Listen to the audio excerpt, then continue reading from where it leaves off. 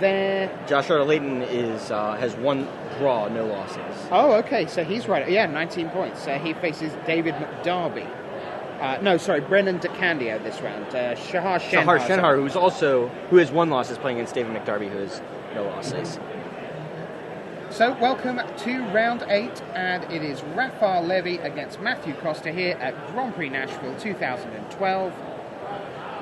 And there's the Frenchman looking very Natalie-attired in his extremely sophisticated and elegant TCG player shirt, and there's the extremely also elegant and sophisticated Matthew Costa in Star City Games attire. So we're underway, and already Moonscarred Werewolf has transformed, meaning burden of guilt arrives from Matthew Costa. Matt Costa was telling me about a similar play like this that happened in his last round. His opponent played turn 1 Evolving Wilds and immediately sacrificed it to go get an island. So Matt Costa thought it would be okay to play as a Vassin Collar on turn 1, expecting no werewolves against a blue deck. His opponent played a forest and played Scornful Villager. Scorn Villager. And Costa was biting his tongue because he didn't have a turn 2 drop to stop it from transforming. Sure. So Avacyn's Collar for Matthew Costa. Levy has the Moonscarred Werewolf going nowhere.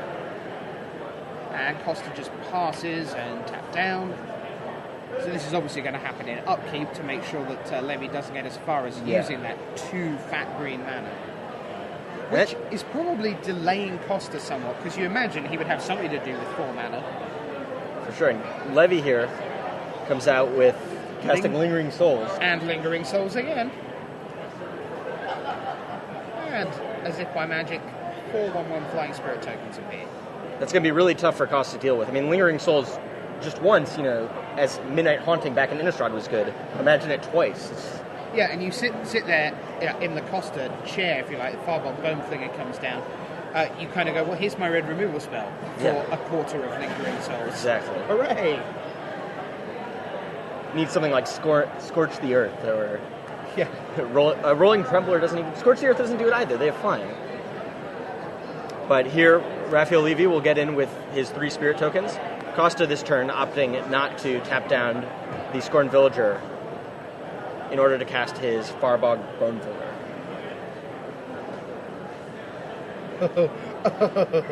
There's a fantastic tweet from Owen Turtenwald. Guy next to me this round rolled a 7 on 2d6 and said, slightly below average. Could have been irony. I don't know. For those of you who don't know, 7 is the average on 2 dice, but Dearly Departed gets taken out. The Dearly Departed of Rafael Levy gets taken out by Matt Costa, and Matt Costa equips the Avacyn Collar to the Farbog Bone Flinger.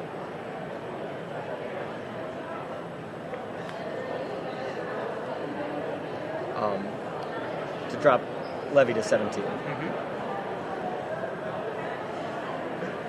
So, Levy will send 3 of his remaining 4 Air Force.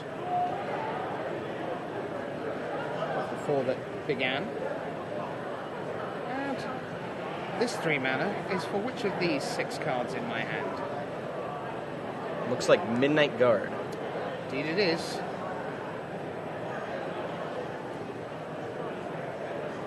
See, Costa, though, this is something we've seen with the red-white decks. They really don't have too many good answers to flyers. Sure. And here, if Costa had, a Silverclaw Griffin, some flyer, he could keep those spirit tokens at bay, but nothing right now. Although he does have access to all his mana, including Fires of an Undeath, being able to flash it back now. There you get a good look at Matthew Costa mulling over his decision.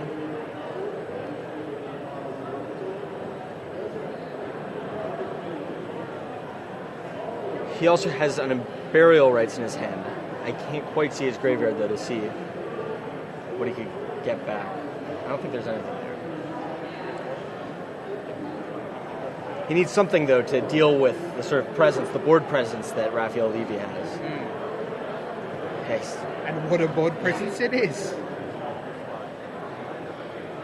Raph has quite a few flyers. So they're just helpfully moving everything up a little. And Dearly Departed's in Raph's graveyard, so every human he plays will get +1/+1 counter. Yeah, that's why we see it on the Midnight Guard.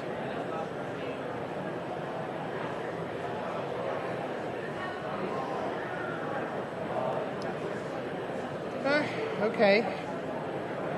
It's a good aggressive card, but that isn't where Costa finds himself at the moment. Yeah, that Markov Lorelord, you aren't getting really too much value out of him this turn. He can maybe get in for 8 if he so chooses, but that leaves him, completely open to Raphael Levy's following attack. It looks like Matt's just going to attack with the Vigilance Bone Flinger. Four-bog Bone Flinger. That's one to practice. It's quite a mouthful. It's a beast, isn't it, really? So life totals are pretty even, but the big thing in this match right now is Raphael Levy's flyers that Costa really can't deal with. I mean, Abby Griffin and the 3 Spirit Tokens are going to just continue to chip away at Costa's life total.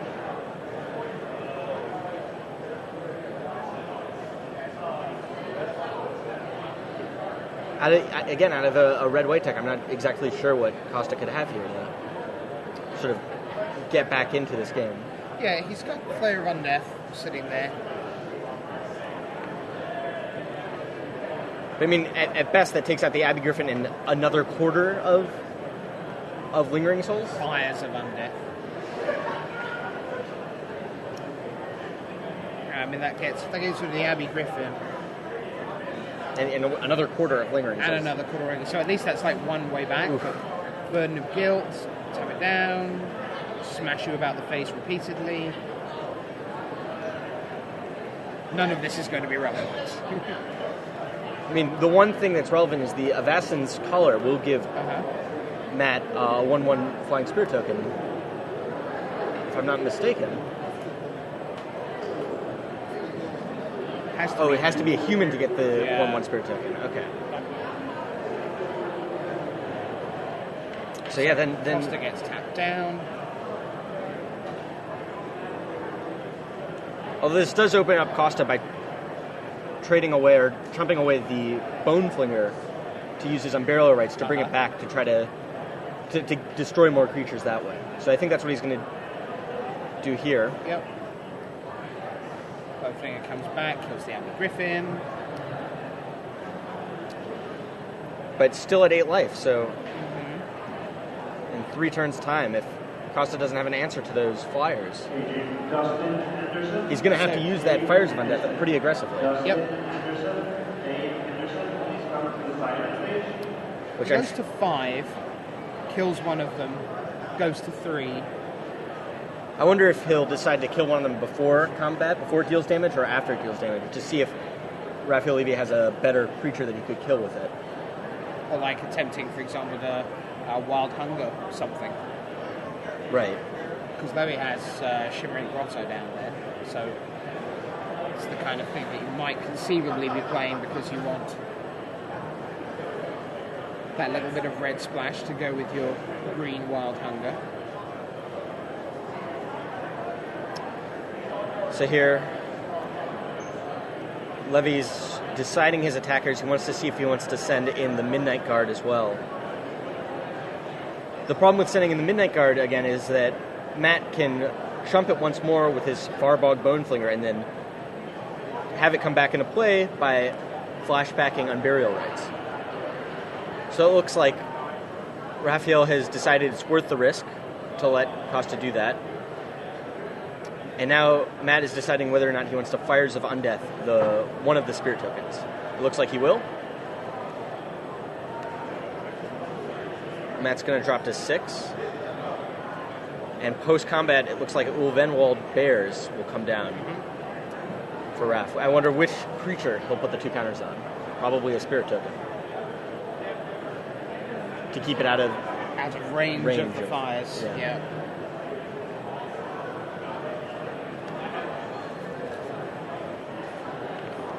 And even out of range of the Farbog Bone Flinger by making it a 3/3. So tap down again. So Looks like Costa is going to flash back on burial rites, using the Farbog Boneflinger to kill the non-pumped up spirit token. And this has been a really good example of a game where you just see what Lingering Souls really is. Yeah. For all we talk about, oh, it's really good, you've really seen it here. What an utter beating. The card's still rolling along.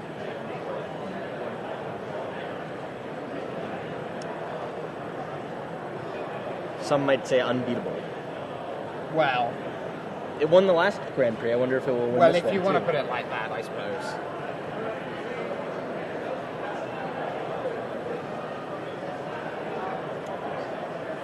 So, Levy getting in with all of his creatures, dropping Costa down to 1 life. Yes, and Matt Costa now needs something extremely saucy. Again, in this situation, the only things that I can think of is a Blasphemous Act to deal with all of these creatures. That is sadly lacking on his deck list. Draws his card. One of his 2 cards left is a land. It's a mountain.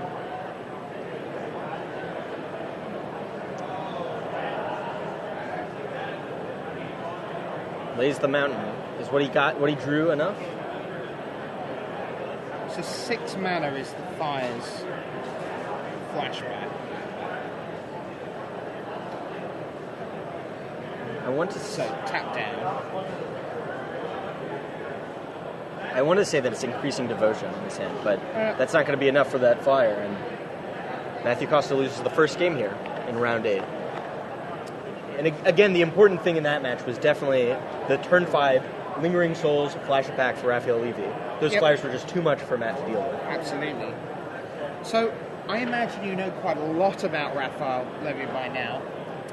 But meanwhile, I want to tell you a little bit more about Matthew Costa, because obviously if you've been around coverage over the last 6 months or so, then you probably know quite a lot about him.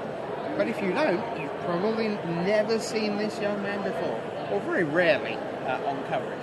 So let's tell you a bit about Matt. He's from the United States, began at JSS in 2004. First GP was at Boston in 2009. He made the top 32 there. It was a promising start. And that he missed top 16. It was a virtual top 16. He missed it on tiebreaker. Oh, right, okay. And then his Pro Tour debut was San Juan a year later, 2010. Still only 19 years of age, and 5 Pro Tours to his name. Top 128 in Nagoya when he was sort of, learning his trade. Obviously the big breakthrough, making the top 8 of Pro Tour Honolulu. And I think the most impressive thing, Ben, there for me that stood out was that he was bold enough to play a deck that he knew many, many people would play, many, many very good people would play. And he went, I'm going to just go toe-to-toe with what I perceive as the best deck against the best players and think that I'm going to outplay them. He didn't have super tech. He just went, I'm going to beat you.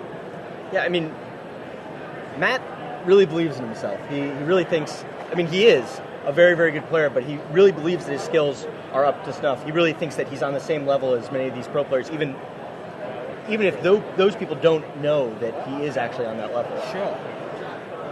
Yeah, it's just really terrific. And now he's a Grand Prix champion, so he's very deserving. And also, it's not just like a random GP title. He's only played 15 Grand Prix lifetime, and he already has 3 top 8s. That's a tremendous return.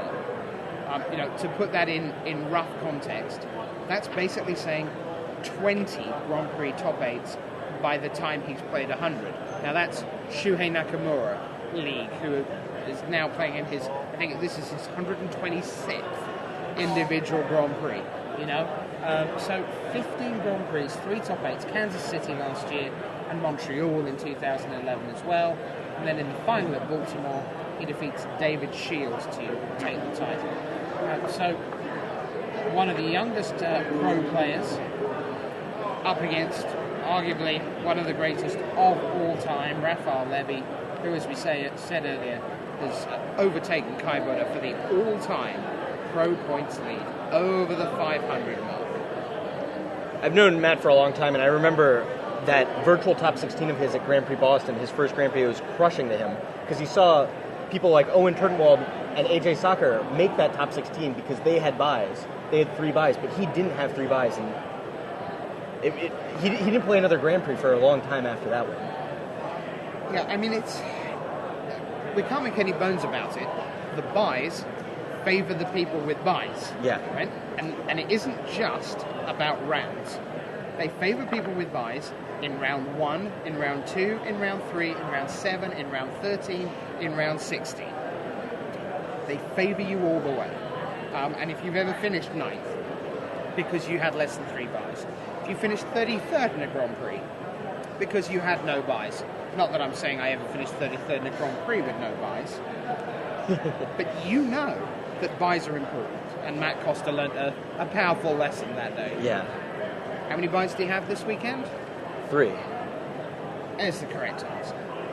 So Matt Costa is underway here in Game 2 of Round 8 of Grand Prix Nashville 2012, up against Rafael Levy and 1 down. But he has opened up with a decent turn 2 play in Gather the Townsfolk, and a little bit more to join the fun with Torch Fiend. And Levy, on the other side, is going to make some lingering souls. I mean, that's what allowed Levy to win the last game, so him having it on turn 3 here is very powerful. But a good thing to note is he doesn't have access to his black mana. He doesn't have the ability to flash it back at this moment. Costa perfectly happily offering a "I've got legs" against "you haven't" trade. Sure. And Levy going, "I haven't got legs, you have, no thank you." But Levy passes not only with no black, but no turn 4 play at all. No 4th land. And Costa has access to his 2 main colors. I see a Falconwrath Marauders in his hand, which he's considering casting here. Or next turn, rather. Sure. Also got Burden of Guilt in hand, so when Levy does kind of accelerate back into the game, there's possibilities there. But again, Burden of Guilt. Let's take out a portion of a Lingering Souls. Yeah, I'm going to waste one of my premium removal spells on a 1/1 flyer. Yeah. So this time, Levy is looking up, but now he's saying, let's have Skillful Lunge. So that's an interesting play. Raph thinks it's okay to trade Skillful Lunge for a 1/1 soldier token. But not the 1/1 flyer. Right, I mean, I think the reason why that's happening is because he's stuck on lands, and he really needs some more time to develop his board. Yeah, he's at the point where he just wants to stabilize a bit and see Falconwrath Marauders come down. Falconwrath Marauders has haste, so it's interesting that Matt didn't use it, didn't attack the turn it came into play. It makes sense because Raph could double block it to destroy it on its first attack, but now, here we go. Markov Warlord says, you guys can't block, let's get the team in. The power play for Matt Costa here. And the Marauders is, oh, that's clever. Yeah, let's remove that from combat. And trade with the Falconwrath Marauder. Wow. So the power play taken away from Matt. Because that really looked like Costa was close to winning the game, really. Certainly functional. I mean, that was a lot of damage. It made him a 4/4. But thanks to the Hollowhenge spirit from Rafael Levy, Costa did not have the turn he dreamt up. So this is sort of, if you're in this sort of position that Raph's in, you want to slow the game down, start killing off creatures with your removal to just make sure you can develop your board if you've got nothing here. And here he's able to use Increasing Devotion. Oh, wow. He's going to put 5 tokens in a play, expand his board. Yeah, that's kind of unfriendly for Costa. I believe that's a Heretic's Punishment in Matt's hand. He certainly has one in his deck. And he's close to being able to activate it twice in a turn. Uh-huh. Levy's only at 12 life. Maybe the... Top 3 cards of your library hit the graveyard, and it deals damage to a creature or player equal to the highest converted mana cost. And Matt has got some high casting cost stuff. Yep. He's also got cards he wants in his graveyard, like an Increasing Devotion of his own. Oh, really? So, although he's somewhat far away from flashing it back now, it wouldn't be so bad. Deal 5 damage, make 10 tokens later.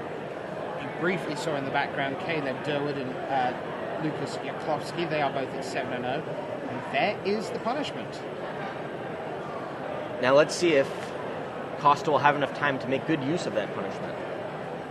Well, he should have. He's at 18. There's only 4 tokens on Raph's side of the board.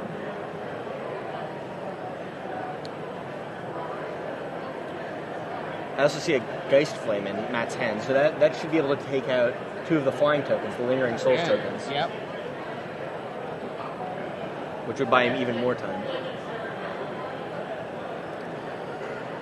The other problem, though, here is that since Matt had such an early start, he used many of his cards early. Raph still has almost a full grip with 5 cards in hand, compared to Costa's 2.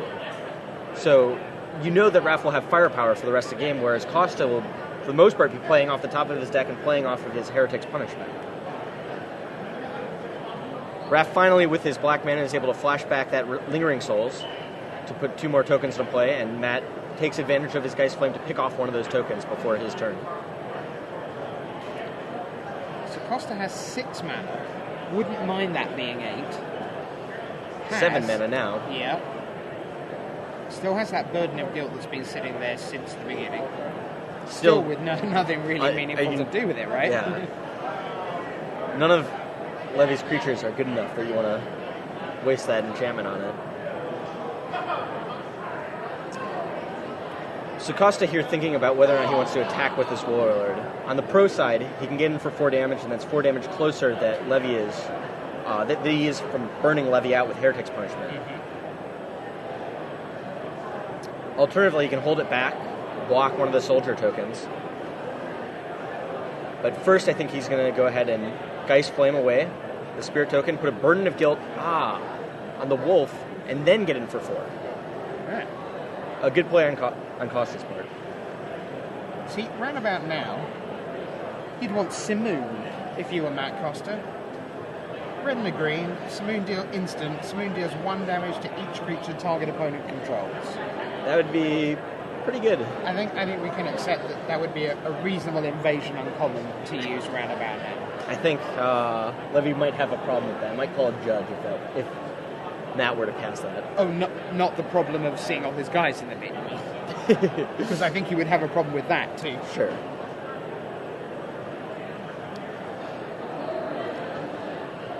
So again, Raph has a lot of cards in hand, but it's unclear whether or not he wants to use them at this moment. He's got Ulvenwald Bears, which usually you want to save that until later in the game, until you can get those +2/+2 counters.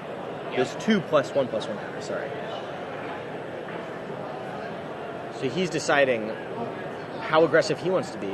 He knows that sitting at 8 life, he doesn't have a lot of time to play around because Heretic's Punishment will make short work of him. Yeah, I mean, you have to imagine that round about 3 go-rounds, 3 activations of the punishment is going to be enough. 2 to 3. Because even if you see 2 land in a spell, that's likely to be at least 2. Then 1 land and 2 spells, likely to be at least 3. 1 land, 2 spells, likely to be at least 3. So realistically, 3 is going to be enough, and it could go a lot quicker. Yeah, if Costa gets lucky, draws a land, and then uses Heretic's Punishment twice, it could be enough to deal with Levy next turn.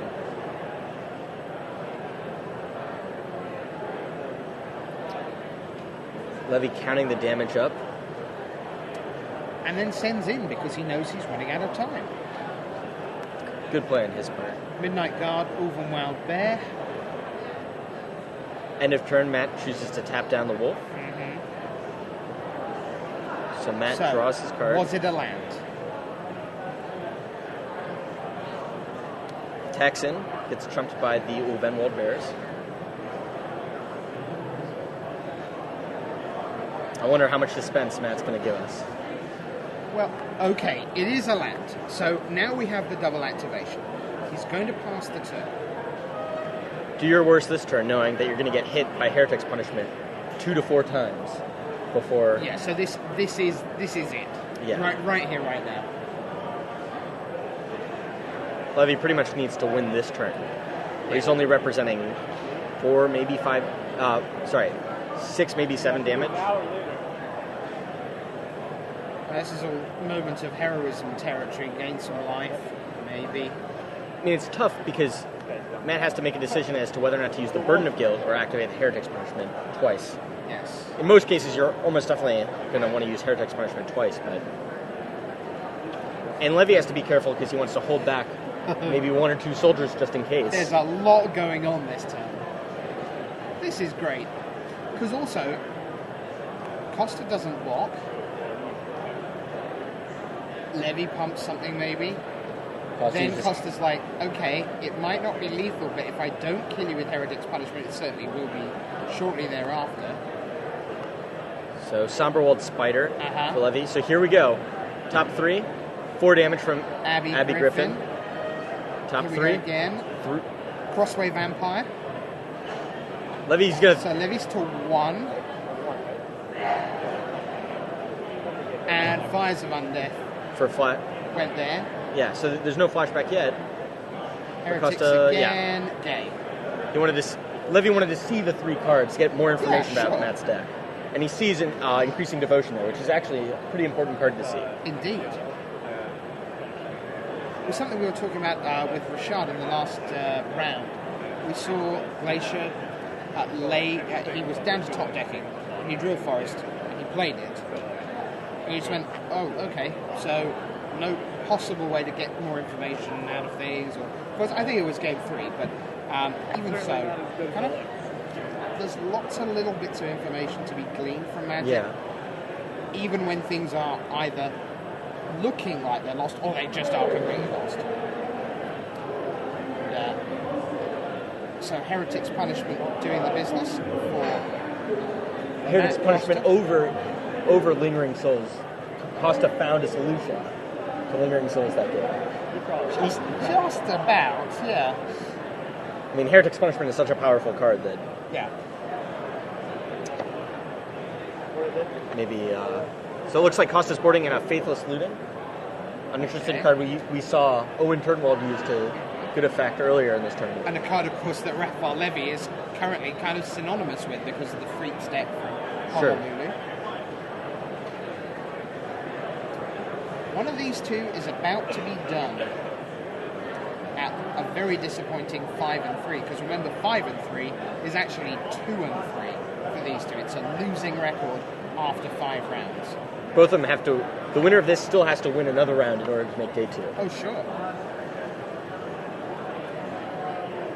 And even though Matt has already locked up Platinum, both of them have already locked up Platinum. Well, Levy's kind of still working away in that he's at 35 right now. Okay, I thought he was at 37. No, so he's at 35, and he therefore wants to get just a little bit closer to 40. See that Caleb Durwood has finished his match against Lucas Yakovsky. I don't know who won that one, but one of those is now 8. I see him holding the slip, so I have to assume that... Logic dictates that Caleb Durwood won that. 8-0, good man. So he will be playing to become one of the maybe 4 or 5 perfect records here at the end of day 1. It's always exciting to see the transition between the people that have undefeated records and then them going into draft, because sealed and draft is such a different animal. Absolutely, and even when it's constructed, we saw it at Lille. There were 6 undefeated players because we had like 1,400 players, or 1,275 I think, and it was a very inexperienced group at 8-1. No offense to them, but just factually. And then at 8-1, there were any number of big names. You had your Gabriel Nassif was in there. He was playing on home turf. Popped out for a spin for the weekend. And there were so many good players at 8-1, you just wondered how the 9-0s were going to hold up. In the end, one of the Rich Parker won the event. But it is suddenly, from being in a position of incredible strength, you come back on day 2, you draft badly, and suddenly you can be gone. Yeah. Virtually. Very, very quickly. It's only 2 losses. 3. Oh, sure, that's right. I mean, at 9-2, you're right back in the pack and struggling. So, 4 land before the first play of the game. It's Hinterland Hermit from Matthew Costa on your right of screen, Star City Games, against TCGplayer.com, Raphael Levy. Hall of Famer versus new kid on the block. Yeah, there'll be a while before we say Matt Costa Hall of Famer. I think he's got he's on pace. 8 or 9 years. Yep, something like that. Burden of guilt will make quick work of the Hinterland Herbit. An interesting thing that Raph is using that removal so quickly. Usually you want to wait with your removal, have some sort of patience, use it on some bigger creature, but Raph again showing that he wants to use the removal aggressively. I think it makes sense here, because Raph didn't have a turn 3 or 4 play, so Hinterland Hermit, when it transforms, a force to be reckoned with, to some extent. But still interesting that he decided to use that removal early.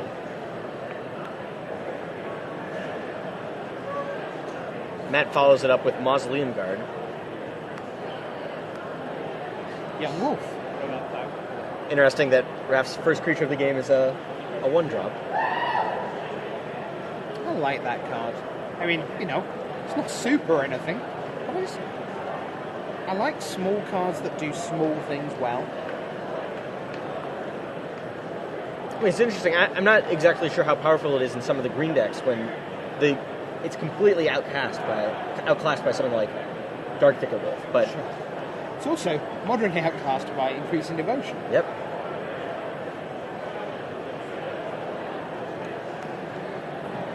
So 5 1/1 soldier tokens for Matt. You can see 3, but there's more. And again, Matt has Markov Warlord to create another big turn. Attacking Raph for, what's that, 7, 8, 9, 14 damage? Wow.